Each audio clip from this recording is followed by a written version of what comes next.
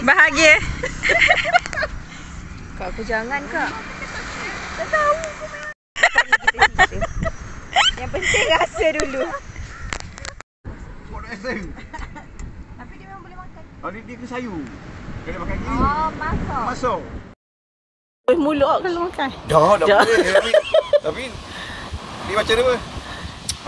Abang kan masuk ni. Nak rasa sulah je.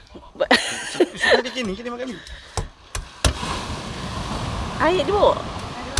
Sudah mati makan. Bagi saya makan dulu. Kalau boleh bawa saya pergi hospital.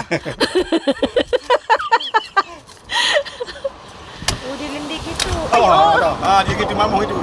Saya masuk. Dia mamuh ni. Oh. Tapi mabuk dah ni.